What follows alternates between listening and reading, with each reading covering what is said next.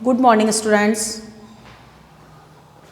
आप अपठित गद्यांश आज नहीं छोटी क्लासों से ही करते हुए आए हैं। आपने थर्ड क्लास से ही ये गद्यांश स्टार्ट हो जाता है और आप उसको करते हैं, लेकिन कुछ छोटी छोटी बातें ऐसी है जिनको आप जानते नहीं हैं कि गद्यांश क्या होता है और कैसे किया जाता है। आपके कोर्स में अपठित गद्यांश है, 9th में भी आता है अपठित गद्यांश और 10th में भी आता है। तो आप अपठित गद्यांश के बारे में आप थोड़ी सी जानकारी हासिल कीजिए ताकि आप पूरे मार्क्स इसमें से ले सकते हैं। अपठित गद्यांश का अर्थ है ऐसे गद्यांश को पढ़ना व समझना जो पहले कहीं ना पढ़ा हो। अपठित से तात्पर्य है बिना पढ़ा हुआ गद्यांश। अपठित गद्यांश के आधार पर शीर्षक का चुनाव करना, विषय वस्तु का बोध करना और भाषिक विशेषताओं से संबंधित प्रश्न इसमें पूछे जाते हैं।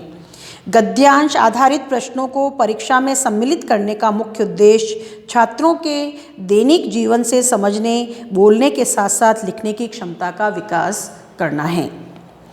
इसको हम कैसे हल करें इसका विशेष ध्यान रखना है आपको। अपठित गद्यांश को हल करते समय निम्नलिखित बातें ध्यान में रखनी चाहिए। सबसे पहले बात है इसमें कि सबसे पहले गद्यांश को ध्यानपूर्वक 2 या 3 बार हमें पढ़ना चाहिए। सेकंड है गद्यांश के केंद्रीय भाव को हमें भली भांति समझना चाहिए कि गद्यांश क्या है, किसके संदर्भ में कोई गद्यांश दिया गया है, हम उसको पढ़ें। कई बार गद्यांश होता है अनुशासन के बारे में है, कभी राष्ट्रीय एकता के बारे में, कभी भारतीय नारी के बारे में है, कभी देश के बारे में, कभी श्रमजीवी के बारे में, कभी विद्यालय के बारे में, किसी राष्ट्रीय पुरुष के बारे में। तो जो भी गद्यांश है उस गद्यांश को हम ढंग से पढ़ें और समझने का प्रयत्न करें कि गद्यांश किसके बारे में है। गद्यांश के मूल भाव एवं महत्वपूर्ण शब्दों को हम रेखांकित करें। मूल भाव जो है उसको हम समझें और उसको हम रेखांकित करें। संक्षिप्त व प्रसंगानुकूल उत्तर हमें लिखना चाहिए। हमेशा आंसर हमें छोटा और जो क्वेश्चन में जो पूछा गया है उसके अकॉर्डिंग ही हम उसके आंसर को लिखें। जिन प्रश्नों के उत्तर अस्पष्ट हो उनका उत्तर गद्यांश को सावधानीपूर्वक पढ़कर देना चाहिए। कई बार ऐसा होता है कि हमें उस प्रश्न को समझ में ही नहीं आता है, अस्पष्ट, हम उस चीज़ को समझ नहीं पा रहे हैं। तो जो क्वेश्चन हमें आते हैं हम पहले उन क्वेश्चन को करें, जो हमें नहीं आता है उसको हम थोड़ा सा छोड़ें, फिर उस पूरे गद्यांश को पढ़ करके उस क्वेश्चन को समझने की कोशिश करें कि इसका आंसर यहाँ आ गया है, इसका आंसर यहाँ आ गया है, तो इसका आंसर हमको किस जगह मिल सकता है। तो हम उस क्वेश्चन को समझें और सावधानीपूर्वक पढ़ करके इसका आंसर लिखें। शीर्षक का चुनाव करते समय निम्नलिखित बातें हमें ध्यान में रखनी चाहिए। शीर्षक मूल विषय से संबंधित होना चाहिए। शीर्षक जो है हमेशा क्या होता है, आप जो भी शीर्षक का मतलब क्या होता है, हम उसको टाइटल, शीर्षक से तात्पर्य क्या है बच्चों, उस चैप्टर का नाम क्या है, उस गद्यांश का टाइटल क्या है, उसको हम क्या कहेंगे, शीर्षक। तो शीर्षक मूल विषय से संबंधित होना चाहिए। शीर्षक हमेशा संक्षिप्त तथा सार्थक होना चाहिए। शीर्षक जो है हमेशा क्या होता है, ये नहीं कि आंसर की तरफ आप बड़ा लिख दो, ऐसा नहीं होता है। शीर्षक हमेशा 1 वर्ड में, 2 वर्ड में, इस तरह से 3 वर्ड में, बस इतना ही शीर्षक होता है। अगर आप इसको बड़ा लिख देंगे तो वो आपका रॉन्ग हो जाएगा और उसके मार्क्स आपके कट जाएंगे। अनावश्यक शब्दों का प्रयोग हमें शीर्षक में नहीं करना चाहिए। शीर्षक में गद्यांश से संबंधित सारी बात आ जानी चाहिए। जैसे भी आपको मैंने बताया, कोई भी राष्ट्रीय एकता से संबंधित है तो उसका शीर्षक क्या होगा, आपका राष्ट्रीय एकता, है ना। अगर विद्यालय से संबंधित है तो विद्यालय या विद्यार्थी, ऐसा कुछ होएगा। अगर कोई राष्ट्रीय पुरुष से संबंधित है तो राष्ट्रीय पुरुष, या महात्मा गांधी से संबंधित है तो राष्ट्रपिता महात्मा गांधी। तो आप इस टॉपिक के अकॉर्डिंग आप कर सकते हैं, उसके अकॉर्डिंग ही आप टॉपिक के अकॉर्डिंग आप उसका नामकरण आप उसका करेंगे। हमेशा आपको शीर्षक का विशेष तौर पर आपको उसका ध्यान रखना है कि हमारा शीर्षक क्या है। अगर आप उसका शीर्षक ढंग से नहीं लिखेंगे तो आपके शीर्षक का नंबर जो है, मार्क्स जो है वो कट जाएंगे। तो इसका विशेष तौर से आप उसको ध्यान रखें। अब आप देखो, जैसे मैंने आपको एक गद्यांश में बताती हूँ आपको पढ़ करके कि इसका क्या होना चाहिए या इसके क्वेश्चन कैसे हो सकते हैं, इसके आंसर कैसे हो सकते हैं, उसके बारे में मैं आपको बताती हूँ। जैसे आपका इसमें दे रखा है कि खेल हमारे शरीर को सुगठित बनाते हैं तथा हमारी कार्य क्षमता को बढ़ाते हैं। जीवन भर अगर युवक बने रहना है तो खेलों से अच्छा कोई साधन नहीं है। खेल कूद हमारे अंदर मिलकर काम करने की भावना का विकास करते हैं। किसी टीम की विजय में उसके सभी खिलाड़ियों का योगदान होता है। अगर कोई टीम जीतती है तो उसमें सारे खिलाड़ियों का योगदान होता है, पर्टिकुलर किसी एक खिलाड़ी का नहीं। साथ में क्या बताया है, खेल हमारे शरीर को स्वस्थ रखते हैं। खेल अगर हम खेलते हैं तो हम जीवन हमारा काफ़ी लंबा यापन कर सकते हैं और एक बुढ़ापा इस खेलों से दूर भागता है। हमारी सामूहिकता के साथ काम करने की आदत विकसित होती है। अगर हम समूह के साथ कार्य करते हैं तो सामूहिकता की आदत विकसित होती है।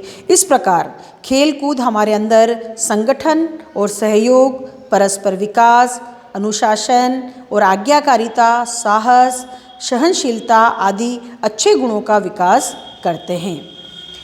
हारने वाला खिलाड़ी मुस्कुराकर विजयी खिलाड़ी को बधाई देता है। आपने देखा है, आप मैच देखते हैं, खुद क्रिकेट का, कबड्डी का मैच देखते हैं आप कि अगर कोई हार भी जाता है तो भी वो सामने वाली टीम को क्या करता है, बधाई देता है और उसको विजय की बधाई देता है और आगे से अच्छा खेलने का संकल्प करता है। खेल हमें विपरीत परिस्थितियों के आगे न झुकने की प्रेरणा देता है। जो विपरीत परिस्थितियां हैं उनके आगे हम नहीं झुकें। साथ ही खेल हमें जोश हमारे अंदर भर देता है। खेल से हमें सहनशीलता आती है, अनुशासन आता है, परस्पर मेल जोल की भावना हमारे अंदर विकसित होती है, सहयोग और संगठन की भावना विकसित होती है, आज्ञाकारिता की भावना विकसित होती है, साथ ही देशभक्ति की भावना जागृत होती है। आप जानते हैं जब खेलते हैं तो सबसे पहले मैदान में उतरने से पहले हम उसको क्या करते हैं, मिट्टी को अपने सिर पर लगाते हैं, प्रणाम करते हैं और उसको अपने सिर पर लगाते हैं। इसके साथ क्या है, हमें लगता है हमारे अंदर इस प्रकार की देशभक्ति की भावना जागृत इसके अंदर हो रही है। तो ये अभी आपने पूरा गद्यांश सुना बच्चों, ठीक है। इसके अंदर आपने क्या देखा, आपने देखा कि इसमें खेल के बारे में बताया गया। सारा क्या बताया है कि खेल है तो हम स्वस्थ हैं, खेल से हमारी कौन सी भावनाएं विकसित हो रही है ना। खेल हमारे मेलजोल की भावना विकसित कर रहा है। खेल हारने के पश्चात भी हम जीतने वाले को बधाई दे रहे हैं। खेल से हमें आपस में खिलाड़ियों के साथ योगदान, भावना का विकास, सामूहिकता का विकास, ये सब कुछ हो रहा है। एक टीम के प्रति एक भावना है ना, एक नेतृत्व की क्षमता, ये सब क्या है इस खेल के पूरे इसके अंदर क्या है, खेल के बारे में ही इसका बताया गया है। तो अब आप देखो बच्चों, अगर हमें पूछा जाता है कि इस गद्यांश का उचित शीर्षक क्या हो सकता है, इस गद्यांश का उचित शीर्षक क्या हो सकता है, तो उचित शीर्षक पूछा है। शीर्षक मतलब टाइटल, इसका क्या होए। तो अपन खाली खेल कूद लिखें तो अच्छा नहीं लगेगा, तो हम क्या लिख सकते हैं, खेल कूद का जीवन में महत्व। क्या लिख सकते हैं अपन, खेल कूद का जीवन में महत्व। ये इसका क्या हो गया, शीर्षक हो गया। अब पूरा आंसर नहीं लिखना है कि इसका शीर्षक है खेल कूद में हमारे जीवन में खेल कूद का महत्व होना चाहिए और पूर्ण विराम।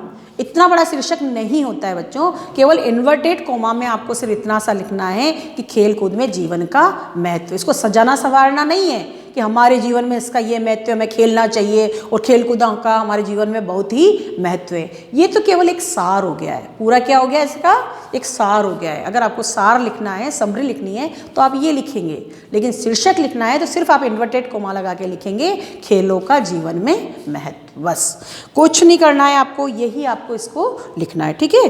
अब आप देखो खेल हमारे शरीर पर क्या प्रभाव डालते हैं, खेल हमारे शरीर पर क्या प्रभाव डालते हैं, क्वेश्चन है ये आपका। तो आप लिखेंगे खेल स्वस्थ मानव जीवन के लिए बहुत आवश्यक है। ये हमारे शरीर को सुगठित बनाते हैं और साथ ही साथ हमारी कार्य क्षमता को भी बढ़ाते हैं, ठीक है। अब आप देखो सेकंड, जैसे क्वेश्चन आया आपका कि खेल कूद हमारे अंदर कैसी भावना का विकास करते हैं, खेल कूद हमारे अंदर कैसी भावना का विकास करते हैं। तो खेल कूद हमारे अंदर सामूहिकता, संघर्षशीलता, सहनशीलता आदि से परिपूर्ण एक संतुलित भावना का विकास करते हैं। ऐसे ही खेलकूद हमारे अंदर किन श्रेष्ठ गुणों का विकास करते हैं, तो खेलकूद हमारे अंदर एक संगठनात्मक एवं व्यक्तिगत सहयोग, परस्पर विश्वास, अनुशासन, साहस, सहनशीलता आदि गुणों का विकास करते हैं। ऐसे ही खेल में हारा हुआ खिलाड़ी, अगला क्वेश्चन है खेल में हारने वाला खिलाड़ी क्या करता है? तो आपका है कि खेल में हारा हुआ खिलाड़ी मुस्कुराते हुए विजयी खिलाड़ी को बधाई देता है और मन ही मन और अच्छा खेलने का संकल्प लेता है। उसके अलावा भी बच्चों इसके अंदर और भी कई क्वेश्चन बन सकते हैं जो कि व्याकरण से संबंधित हो सकते हैं। जैसे आपको पूछ लिया गया कि खिलाड़ी शब्द में कौन सा प्रत्यय है, खिलाड़ी शब्द में कौन सा प्रत्यय है, तो आपको बताना पड़ेगा खेल प्लस आड़ी, आड़ी प्रत्यय, इसमें कौन सा प्रत्यय हो गया आपका? खेल के साथ आड़ी प्रत्यय हो गया, खिलाड़ी में खिलाड़ी।